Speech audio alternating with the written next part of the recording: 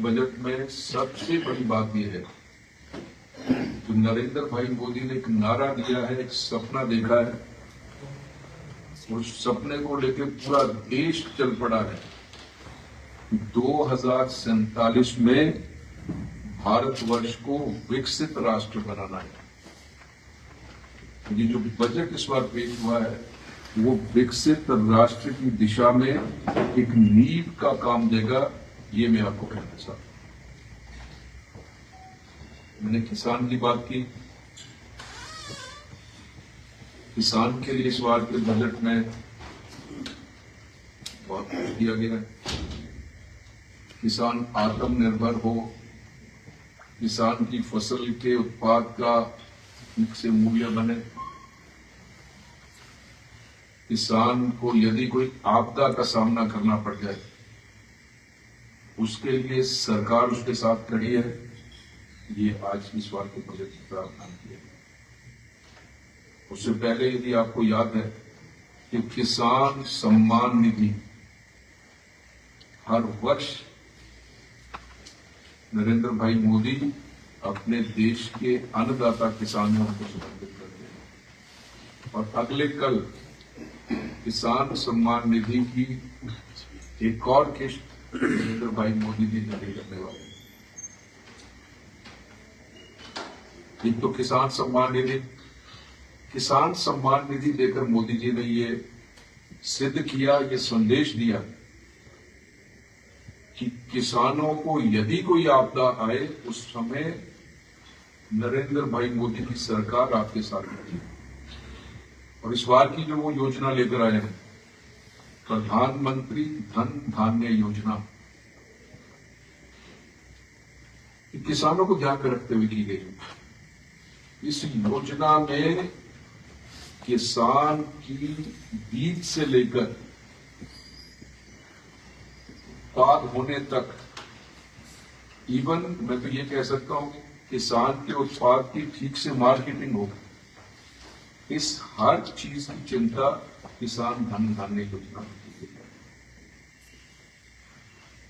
है। ये एक बहुत बड़ी योजना है और आने वाले समय में इस देश के लिए, किसान के लिए, हमारे जो अन्नदाता हैं उनके लिए, उनकी प्रगति के लिए, उनकी खुशहाली के लिए ये एक मील का पत्थर साबित होगा। सॉइल टेस्टिंग ये तो पहले की योजना है, लेकिन इस बार उस योजना में जो बजट में कम से कम 4 गुना से अधिक की बढ़ोतरी कर दी, ताकि और अधिक वैज्ञानिक तरीके से किसान की मिट्टी की गुणवत्ता का निरीक्षण हो सके। उसके पीछे सबसे बड़ा संदेश ये है, यदि हम हिमाचल की बात कर लें या पूरे देश की बात कर लें, कुछ एक स्टेट्स को छोड़कर हम केवल कन्वेंशनल क्रॉप्स उगाते हैं, परंपरागत फसलें उगाते हैं। उनमें क्या है, या तो हम गेहूं उगाएंगे या मक्की उगाएंगे। हाँ, जहां पानी अधिक होता है वहां हम धान उगा सकते हैं। किसान केवल उस और ही है। आपको पता होगा जो कृषि वैज्ञानिक लोग बार बार कहते हैं कि एक ही फसल अगर आप बार बार उगाते रहेंगे तो जमीन की गुणवत्ता, उर्वरकता समाप्त हो जाएगी, जिसके कारण क्या होता है कि हर वर्ष किसान का उत्पाद कम होता जा रहा है। होता क्या है, जब आप कोई भी फसल उगा रहे हैं उसके बीच में आपको कोई ऐसी फसल, चने की फसल, लेग्यूम्स जो है उनकी फसल उगानी पड़ती है, ताकि उस मिट्टी को नाइट्रोजन मिल सके, ऐसे उत्पाद मिल सके ताकि उत्पाद अधिक और अच्छा हो। लेकिन हम केवल कन्वेंशनल क्रॉप उगाते हैं। इसके लिए सबसे बड़ा जो सॉइल टेस्टिंग है, उसमें कृषि वैज्ञानिक किसान के खेत में आकर किसान को बताएंगे और इसके लिए 4 गुना अधिक बजट की बढ़ोतरी की गई, ताकि हम लोग अपनी कन्वेंशनल क्रॉप से हटकर जो कैश क्रॉप है, जो किसान को आर्थिक रूप से सुदृढ़ कर सके, उस और किसान जाए। ये प्रधानमंत्री धन धान्य योजना, कृषि धन धान्य योजना के तहत हर चीज की चिंता की जाएगी। ये मैं आपके माध्यम से कहना चाहता हूं। ये आने वाले समय में एक बहुत बड़ा मील का पत्थर साबित होने जा रही है, जिससे किसान की आर्थिकी भी बढ़ेगी, किसान का उत्पाद भी बढ़ेगा और किसान कन्वेंशनल क्रॉप से हटकर कैश क्रॉप की ओर जाए, ताकि उसकी फाइनेंशियल कंडीशन जो है वो सुधर सके। ये मैं आपसे कहना चाहता हूं। हमने कहा कि हमारी एक जाति है युवा। युवाओं के लिए इस बजट में बहुत अधिक चिंता हमारी फाइनेंस मिनिस्टर ने। सबसे पहले तो हम बताएं कि पिछले बजट में ही स्टार्टअप योजना, स्टैंड अप योजना, अब इस देश की और इवन हिमाचल प्रदेश की परिस्थिति ये है कि सरकारी नौकरी तो नौजवानों को संभव नहीं है मिल पाए। मैं तो यहां तक उदाहरण देता हूं कि आज यदि सरकार निर्णय कर ले कि हम सभी को रिटायर करके नौजवानों को सरकारी नौकरी देते हैं, तब भी हिमाचल प्रदेश में 18 लाख बेरोजगार आपके सामने खड़ा होगा। इस समस्या को ध्यान में रखते हुए देश के माननीय प्रधानमंत्री जी ने आज से 10 वर्ष पहले ये एक संदेश दिया था, एक कंसेप्ट दिया था। इस देश का नौजवान, इस प्रदेश का नौजवान जॉब सीकर ना बने। इस प्रदेश का नौजवान, इस देश का नौजवान जॉब क्रिएटर बने, अपना और अपने परिवार का पेट तो पाले, अपने घर की आर्थिक स्थिति ठीक करे, उसके साथ साथ 10 और नौजवानों को रोजगार दे, उनके परिवार का भी पेट पालने का साधन बन सके। इसके लिए स्टार्टअप योजना, स्टैंड अप योजना दी गई। और इस बार स्टार्टअप योजना में, और मैं आपकी जानकारी के लिए बता दूं, 2014 से पहले इस देश में गिने चुने स्टार्टअप्स थे और उस समय की सरकारें कुछ करोड़ रुपया उसमें बजट में रखती थी। इस विषय में कोई चिंता नहीं थी, नौजवान के विषय में चिंता नहीं थी। मोदी जी इस देश के प्रधानमंत्री बने, पहला बजट जो उनके नेतृत्व में आया उसमें स्टार्टअप योजना लेकर आई और उस समय 10-15 हजार करोड़ के आसपास बजट में प्रावधान रखा गया था स्टार्टअप के लिए। और कुछ सैकड़े स्टार्टअप थे जब मोदी जी इस देश के प्रधानमंत्री बने, उनकी गिनती की जा सकती थी उंगलियों में, उसमें यूनिकॉर्न्स नहीं थे। आज आप देखिए इस देश में 10 लाख से अधिक स्टार्टअप्स हो चुके हैं और ये जो आंकड़े निकल के आए, आपको याद होगा इंडिया टुडे ने आज से 4 महीने पहले एक इंडिया टुडे का जो वो आया था, सर्वे आया था, उसमें बताया था उन्होंने कि ये जो इतने स्टार्टअप्स बन चुके हैं और ये मोदी जी के प्रधानमंत्री बनने के बाद ये इनिशिएटिव लिया गया था, उस इनिशिएटिव से कितने नौजवान इस स्टार्टअप की योजना का लाभ उठाकर आज अपने आप में सक्षम तो हुए हैं, लेकिन लाखों नौजवानों को उन्होंने रोजगार दिया है, हजारों परिवारों के आय का वो साधन बने हैं।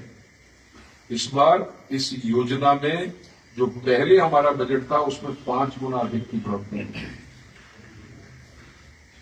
इस स्टार्टअप स्टैंड अप योजना, और आज स्थिति यह है कि हमारे स्टार्टअप जो हैं उसमें अमेरिका, ऑस्ट्रेलिया, इंग्लैंड, यूके, यहां के जो उद्योगपति हैं हमारे उन नौजवानों से यहां प्रशिक्षण प्राप्त करने लगे। तो एक बहुत बड़ा जो कदम नौजवानों के लिए नरेंद्र भाई मोदी जी की सरकार ने उठाया है, उसके लिए मैं आपके सभी पत्रकार बंधुओं के चैनल और मीडिया के माध्यम से उनका कोटि-कोटि धन्यवाद भी करता हूं। नौजवान के प्रति मोदी जी का जो विचार है, मोदी जी की जो सोच है, वो ये है कि जब तक इस देश का नौजवान अपने आप में सक्षम नहीं होगा, किसी दो साथियों का हाथ पकड़कर उनको साथ लेकर चलने में, उनका पेट पालने में सक्षम नहीं होगा, तब तक ये देश आगे नहीं बढ़ सकता। कि विश्व का सबसे युवा देश है भारतवर्ष। उस सब चीज को ध्यान में रखते हुए ये जो 2 योजना, स्टैंड अप और स्टार्टअप योजना इस बार के बजट में, उसमें 5 गुना अधिक की बढ़ोतरी नरेंद्र भाई मोदी की सरकार ने इस बार के बजट में। हमारी तीसरी जाति है महिला। अब इस देश की और प्रदेश की मातृशक्ति के लिए मोदी जी के मन में कितनी श्रद्धा है, इसको बताने की अब आवश्यकता नहीं रही।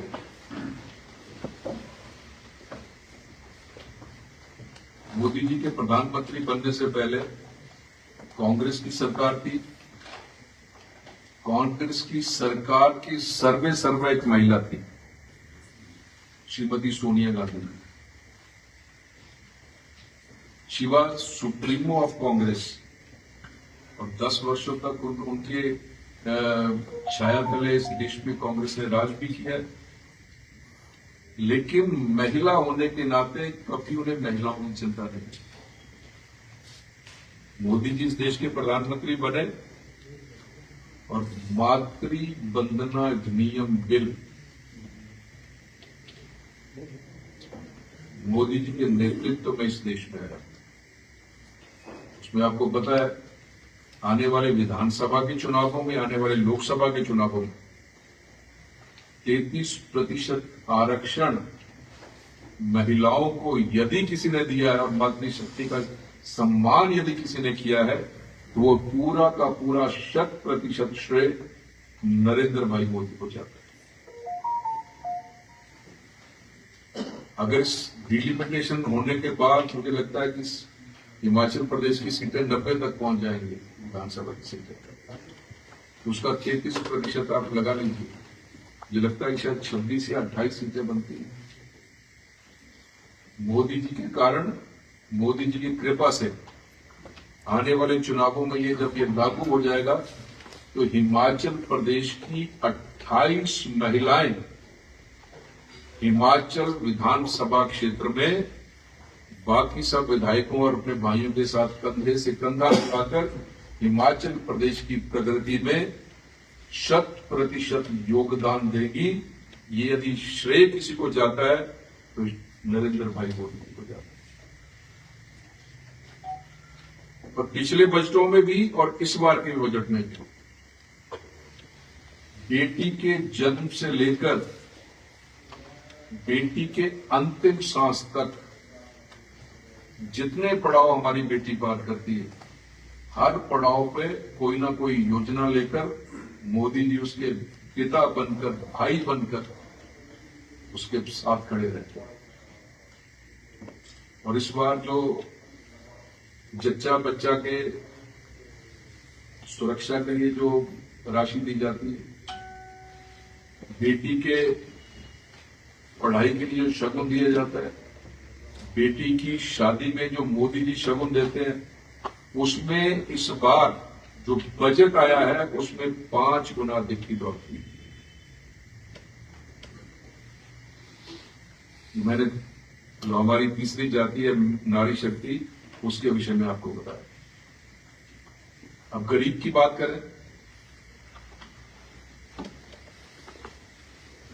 अब आप अंदाजा लगा लीजिए, कोरोना काल में जब सब कुछ बंद हो गया था, दुकानें बंद थी, दफ्तर बंद थे, संस्थान बंद थे, और हम और आप लोग भी बंद थे, घरों में बंद थे। अब घोषित इमरजेंसी थी पूरे देश में, देश नहीं पूरे विश्व में थी। उस समय मोदी जी को लगा कि वो जो अच्छा है, अच्छा व्यापारी है, जिसका अच्छा काम है, अच्छा कोई अधिकारी है, इनमें तो कोई समस्या नहीं, 2, 4, 6 महीने वो देख सकते हैं। लेकिन जो गरीब है, जो रोज दिहाड़ी लगा के अपने परिवार का पेट पालता है, वो क्या करेगा? उसमें गरीब कल्याण, प्रधानमंत्री गरीब कल्याण अन्न योजना 80 करोड़ गरीबों को 5 किलो मुफ्त अनाज पर हेड नरेंद्र भाई मोदी जी ने देने की घोषणा की। कोरोना काल समाप्त हो गया, उसके बाद आज भी और इस बार के बजट में भी उस योजना को जारी रखने का निर्णय नरेंद्र भाई मोदी की सरकार ने किया है इस बजट में। पिछली बार गरीबों को 4 करोड़ घर दिए थे प्रधानमंत्री आवास योजना के तहत। इस बार ये निर्णय किया गया है कि 3 करोड़ घर और इस वर्ष जो है इसमें और गरीबों को दिए जाएंगे, ताकि इस देश का और इस प्रदेश का कोई भी गरीब पक्की छत के बिना ना रहे। इस बार 3 करोड़ अधिक घर देने के लिए ये निर्णय इस बार के बजट में किया गया। तो गरीबों के प्रति, महिलाओं के प्रति, युवाओं के प्रति और किसानों के प्रति 4 मैंने कहा जो मोदी जी कहते हैं कि हमारी ये 4 जातियां हैं, उन 4 जातियों के विषय में चिंता इस बार के बजट में की गई। और जब भी बजट आता था और बजट से पहले आप लोग भी पूछते थे बाजारों में जाके कि आपको क्या उम्मीद है इस बार के बजट में, आप क्या चाहते हैं कि इस बार का बजट वित्त मंत्री कैसा पेश करे। तो सबका एक बिल्कुल कॉमन चिंता होती थी, मेरी भी थी और आप सबकी भी थी। कॉमन चिंता थी कि बहुत ये सरकारें जो बजट पेश करती हैं, या तो बहुत जो अमीर लोग हैं उनके लिए पेश करती है, उनकी चिंता करती है, या जो बहुत गरीब है उनकी चिंता करती है। हम और आप जो मिडिल क्लास लोग हैं उनकी चिंता बजट में नहीं होती। हर बार ये शिकायत होती है। और मैं तो अपने राजनीतिक जीवन में देख रहा हूं, जब से मेंटल अवेयरनेस आई है, स्कूल के बाद जब कॉलेज में गए, जब से मेंटल अवेयरनेस आई, तो मुझे लगता कि एक ही प्रश्न था जो हमारा जो मध्यम वर्ग था, मिडिल क्लास थे, कि हमारी चिंता बजट में कोई भी सरकार आ जाए वो नहीं करती। लेकिन इस बार हम सबका गिला नरेंद्र भाई मोदी जी ने किया। 12 लाख तक जिसकी जो इनकम है उस पे कोई टैक्स नहीं लगेगा। ये सबसे बड़ा और क्रांतिकारी निर्णय है। और मैं आपकी, जब वित्त मंत्री जी अपना बजट पेश कर रही थी तो मैं हाउस में था। ट्रेजरी बेंच के सामने जो बेंच में हमारे विपक्षी मित्र बैठते हैं, जितना बजट उन्होंने पेश किया उनको कुछ अच्छा नहीं लगा। कहीं उन्होंने कहीं मेज नहीं थपथपाया, कहीं उनके चेहरे पे कोई अच्छी बात नजर नहीं आ रही थी। बड़ी निराशा, बड़ी उदासी, जैसे उनको कुछ अच्छा नहीं लग रहा। करीब करीब 90 मिनट का उनका भाषण था, बजट का। लेकिन जैसे ही वित्त मंत्री ने ये घोषणा की कि 12 लाख तक की जो इनकम है उस पर कोई टैक्स नहीं लगेगा, या उसमें अगर आप सेस जोड़ ले तो 75,000 और बनता है। 12,75,000 की इनकम तक कोई टैक्स नहीं लगेगा। तो सामने वाले विपक्षी मित्रों के चेहरे भी खिलखिला। मजबूरी थी, मेज तो थपथपा नहीं सकते थे, लेकिन उनकी आंखों का तेज, उनके चेहरे का तेज देख के लग रहा था कि उनको कुछ अच्छा लग रहा। तो ये मुझे लगता है कि सबसे बड़ा निर्णय है, सबसे अहम निर्णय है। और आने वाले समय में ये जो निर्णय किया गया है उसके दूरगामी परिणाम इस देश की राजनीति में आपको देखने को मिलेंगे। इस बार मध्यम वर्ग की चिंता की गई है, और मुझे लगता है कि उनका सबसे बड़ा गिला ही हमारा ये होता था, ना तो चिंता करते और टैक्स में रिबेट नहीं होती। और मध्यम वर्ग के लिए क्या है कि जो बहुत अमीर है उनको कोई चिंता ही नहीं होती, और जो बहुत गरीब है उनकी कोई बड़ी इच्छा नहीं होती। ये जो हम और आप लोग हैं, मध्यम वर्ग है, इनको चिंता भी होती है और इच्छा भी होती है। लेकिन इच्छा की पूर्ति बड़ी मुश्किल होती है, क्योंकि घर का बजट इतना होता है उसमें कर पाना, क्योंकि टैक्स स्लैब ऐसा है जो वो कमाई करेंगे उसमें टैक्स में चला जाएगा बहुत हिस्सा। लेकिन इस बार हमारी चिंता भी दूर कर दी मोदी जी ने, और जो मध्यम वर्ग है, जो उसकी इच्छा है, अब उनकी इच्छाओं की भी पूर्ति हो जाएगी। इसका यदि श्रेय किसी को जाता है तो 100% श्रेय नरेंद्र भाई मोदी, हमारे विश्व विख्यात नेता, हमारे इस देश के यशस्वी प्रधानमंत्री नरेंद्र भाई मोदी को जाता है। और एक और बड़ा अच्छा निर्णय किया, बजट में इस बार पेश हुआ, घोषणा की थी जब हमने लोकसभा का चुनाव लड़ा था, घोषणा कर दी थी, ये वादा किया था देश की जनता के साथ कि आयुष्मान भारत योजना हम लोग चला रहे हैं। लेकिन आयुष्मान भारत योजना का एक पैरामीटर है, उस पैरामीटर में जो लोग आएंगे, गरीबी की रेखा के नीचे वाले जो लोग हैं, उन्हीं को आयुष्मान भारत योजना का लाभ मिल पाएगा। लेकिन नरेंद्र भाई मोदी जी ने घोषणा कर दी थी और इस बार बजट में भी आ गया, और 5 दिन पहले कैबिनेट ने भी उस पर मोहर लगा दी कि 70 साल और उसके ऊपर के जितने हमारे बुजुर्ग हैं, इर्रिस्पेक्टिव ऑफ कास्ट, जितने हमारे बुजुर्ग हैं, उनको आयुष्मान भारत योजना का लाभ है। ये निर्णय भी आने वाले समय में दूरगामी परिणाम इस देश की राजनीति में लाने वाले हैं, क्योंकि जो हमारे बुजुर्ग हैं उनकी चिंता कम होती है। उनकी चिंता भी यदि किसी ने की तो नरेंद्र भाई मोदी ने की, क्योंकि 70 वर्ष की आयु के बाद बहुत कम ऐसे होते हैं कि जो बहुत सौभाग्यशाली हो, जो फिजिकली फिट रहते हैं। नहीं तो 70 साल के बाद, 65-70 साल के बाद कोई ना कोई ऐसी बीमारी लगनी शुरू हो जाती है जिससे डे टू डे एक्टिविटीज पे भी असर पड़ता है। और कई बार ऐसा होता है कि आजकल खाली हो गया, केवल परिवार के लोग भी चिंता नहीं करते।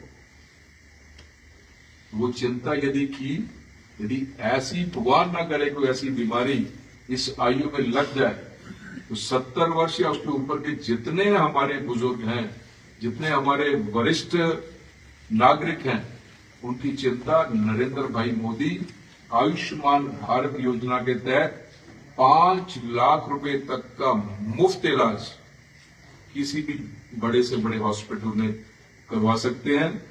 ये व्यवस्था नरेंद्र भाई मोदी ने इस बजट में भी कर दी है, और 4 दिन पहले कैबिनेट ने भी इसके ऊपर मोहर लगा दी है। ये आने वाले समय में एक बहुत बड़ा और दूरगामी निर्णय हो सकता है। इतनी योजनाएं, इतना कुछ बजट में है, अगर उसका मैं बखान करना शुरू कर दूं तो मुझे लगता है कि पूरा दिन हम और आपको यहां बैठना पड़ेगा। तो मैं जितने जो बुलेट पॉइंट्स थे, मैंने कहा कि हमारे 4 ही जातियां हैं, उनके लिए क्या क्या योजना, क्योंकि उनको समर्पित है ये बजट, क्या क्या योजना लेकर आए हैं। हमारे जो वरिष्ठ नागरिक हैं उनकी चिंता उन्होंने की है, और सबसे बढ़कर मध्यम वर्ग की उन्होंने चिंता की है। इसमें जो जो निर्णय उन्होंने किए हैं मैंने आपके सामने रखने का प्रयत्न किया है। मुझे बस इतना ही कहना है। धन्यवाद सर। बहुत सी योजनाएं आपने गिनाई है, हेल्थ सिस्टम की मजबूती के लिए आपके पास क्या प्लानिंग है और क्या कर सकते हैं भविष्य में, क्योंकि आपसे उम्मीद करता हूँ। हेल्थ सिस्टम की मजबूती के क्या आप चंबा डिस्ट्रिक्ट चंबा के बहुत बड़ा इसके लिए मैं आपकी